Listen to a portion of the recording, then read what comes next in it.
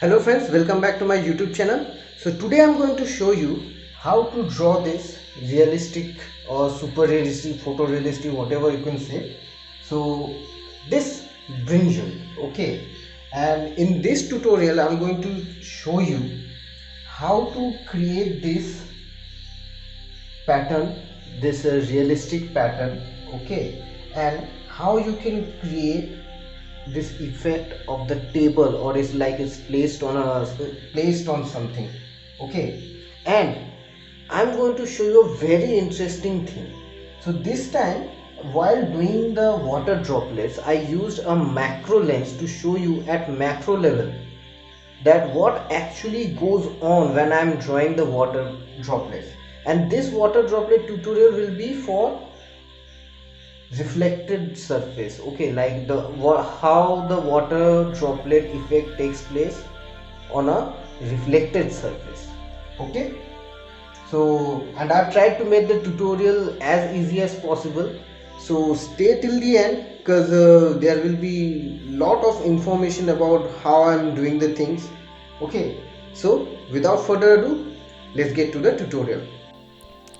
So first of all, we are going to draw the basic shape of the brinjal. Okay, it's not very tough, and I've kept the video slow out here so you can just follow along.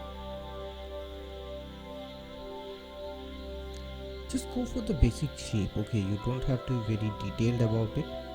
Just make a triangle sort of a thing, some little more triangles, and a bulb kind of a shape. Okay. So first of all, see here I am applying white. Okay, so why is that? So at that portion we are going to have a huge amount of reflection, okay, and I would like to take that reflection out using my glass marking pencil or an empty pen. That would be much easier because the detailing out there will be in dots. That's why, like I always say, always focus on which color is the least, okay. So since that bringing out the white from out there will be tough later on, that's why I applied the white out there first, so that even when I'm applying the green over it, it's getting a light tone. And now all I have to do is just just use my blank pen and just put some dot over it. As soon as I start poking the color with the blank or empty pen, it's going to take out some of the color from the layers and it will expose the white out there, okay. Here I am using a rose pink for the very minute area, and I'm using my dark violet for the majority portions.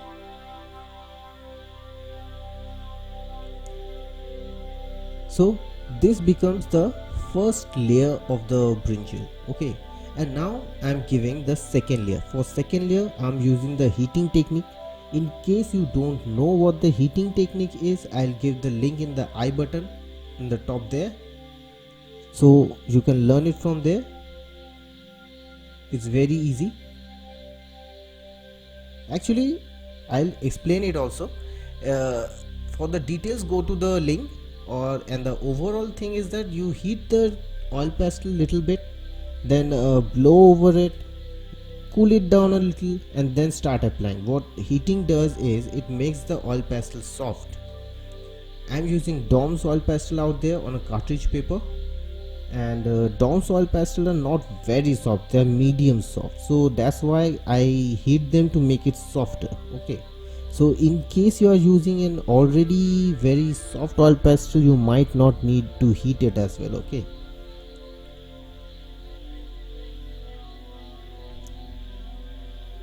So after 3 layers of violet, here I am using the sap green to make little bit of detailing, okay.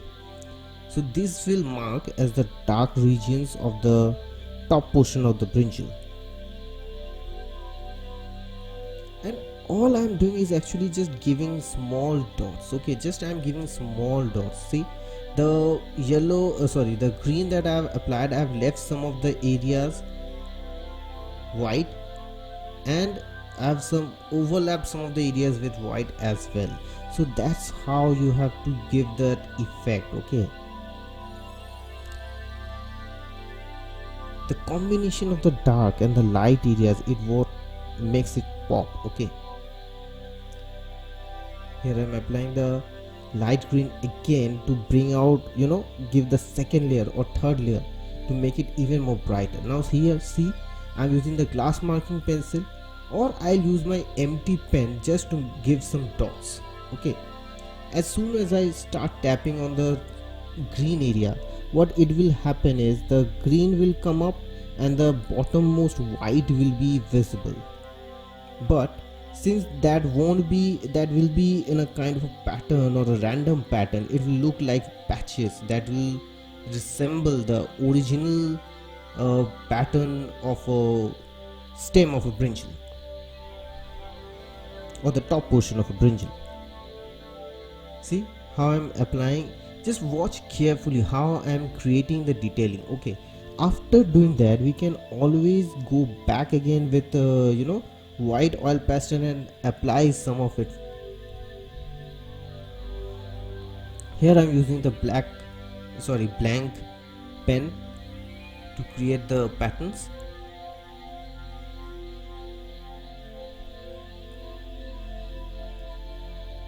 And I'm going only over those areas where I left or applied white first. Here I'm actually using some ochre yellow and dark brown to mark the top portion of the brinjal, the topmost portion. Okay, here I'm applying some of the brown as well. And now for the table area, okay, which will be on the bottom and right and left side of the brinjal, I'm applying yellow ochre. You don't have to worry much about the shape. Sorry, actually you have to worry about the shape right from this moment. Okay, in this drawing we won't be going all the way with the black. Most of the areas will be covered with ochre yellow first, and then we'll start making the designs of the wood on it using black. So you have to be careful with the shape of the brinjal. Okay, after first layer I just blended it, and now I'm going with the black. I'll go over the over the ochre yellow as well. See how I mark the border of the brinjal, and I'm covering the rest of the areas, but I'm not touching the brinjal right now. Okay, so what I'll do is I'll take my Staedtler 8B extra dark pencil and determine the final shape of the brinjal. See how I applied little bit of black, and now I'm just blending it with my fingertips. This paper is also like the similar one which I failed, okay, where I failed to create my realistic landscape drawing. But since this drawing is in dark tone, you won't be facing those problems out here. See how easily I'm giving the black and how easily I'm blending it. Then all I have to do is hit the oil pastel again and apply another layer. See, just due to the since it's black, you're not facing much of a problem with the layering. You can always go over it over and over again until and unless you get the desired thing. But with light tones, that is not very possible with this paper. So I would suggest, when you try this painting at home, always choose a paper which is little bit rough. So this is the fourth layer, and this time I'm going with the black. The black will play a very important role out here. Okay, this will mark as the the darkest regions of the vegetable or the brinjal.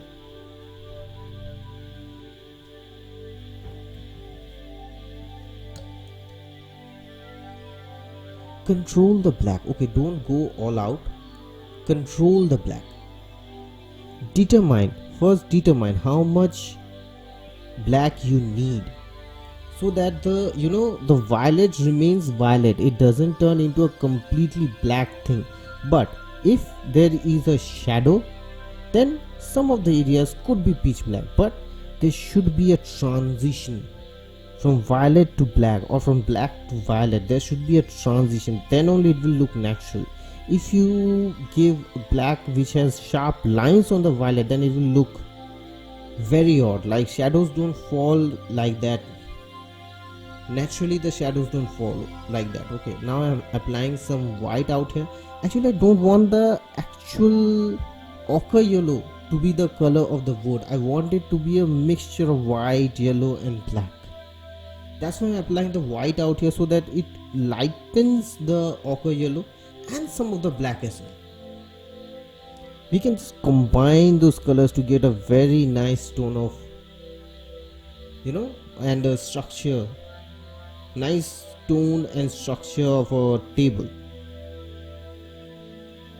Start making the patterns of the wood as well, like the semicircles, small semicircles that we generally see in the wood. Always give those. They naturally give us a sense that it's a wood. Since we have seen that wood looks like that from our childhood, like almost everyone has seen how a wood looks or how the pattern of it looks.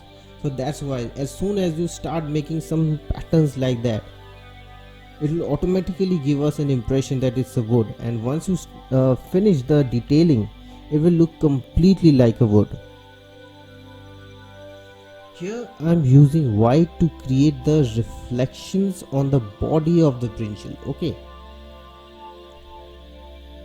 but the reflection has to have a transition as well. It would never happen that the light falls on a certain area and creates a perfect circle. That doesn't happen, right? So we have to make sure that it doesn't happen out here as well. Here the white which I am using is specifically for creating the reflections or representing the reflections on the body of the brinjal. Here I am using white oil pastel only till now. Till now I have applied almost 3 to 4 layers of white. Okay,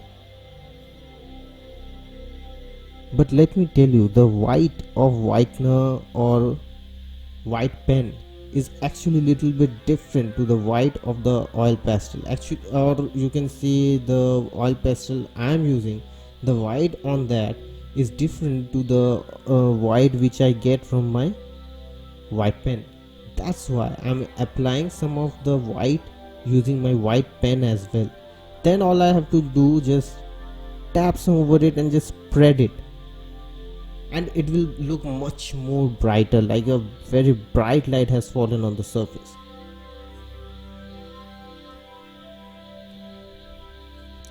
See, I'm giving another layer of white, and now pretty soon we'll move on to the very interesting and fun part. Okay, just keep looking.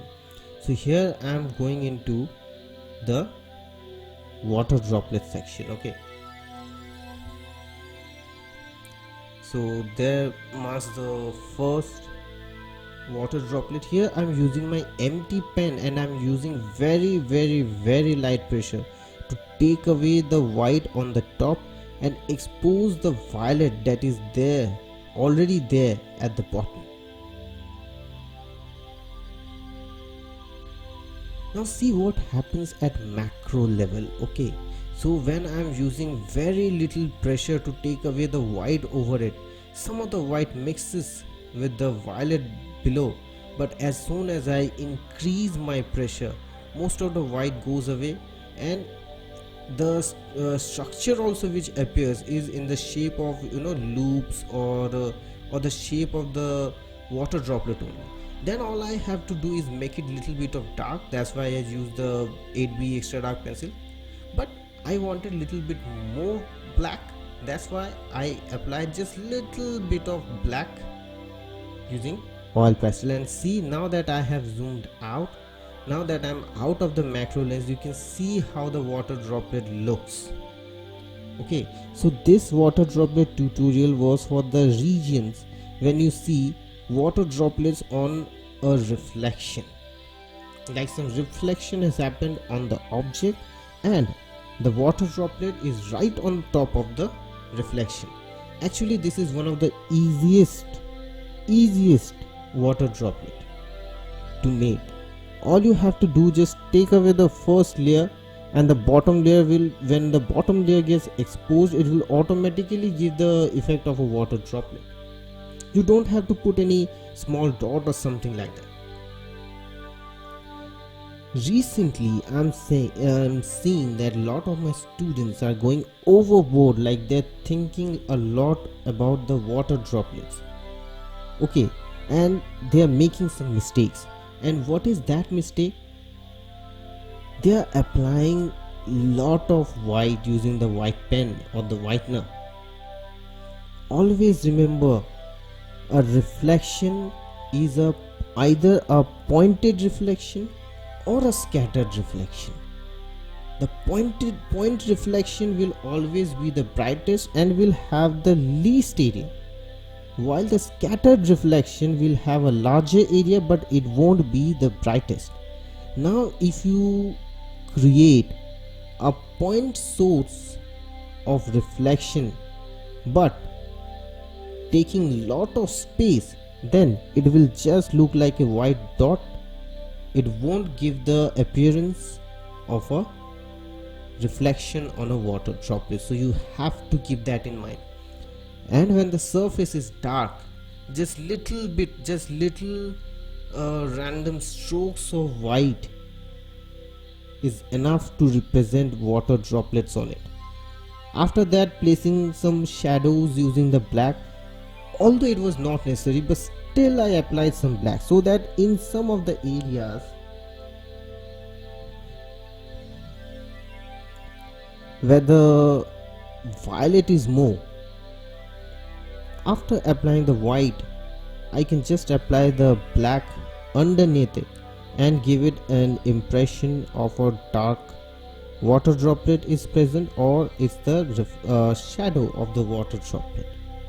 That's how simple it is. Okay, you don't have to think too much. Just think like this. Just think like this, that the reflection is either a point source or a scattered source, and point source reflection won't be a very big dot, it will always be a small dot. Now see, now I'll be focusing on the table area. I made some small details using the white glass marking pencil, and then I'm using my empty pen to create some fine lines, like the fine lines we see on the wood. I'm creating that. As soon as I blend it a little, it will give pure impression of a wood, like it has a bump off there. Everything will look like that. See how the pattern of the wood is slowly coming out.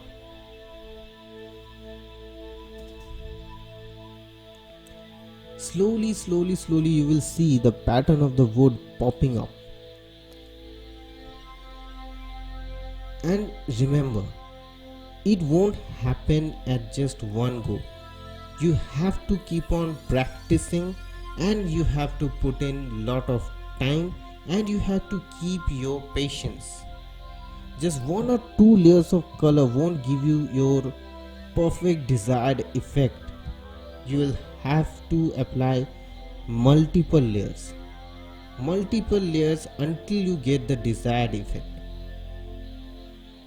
It has to be a accumulation of your efforts, otherwise your painting won't end up being a super realistic one. You have to put in lot of efforts and into the detailing. And blending is important. Okay, just little bit of blending with fingertips is much more important.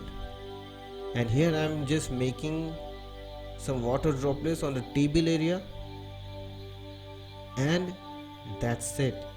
Our tutorial is complete.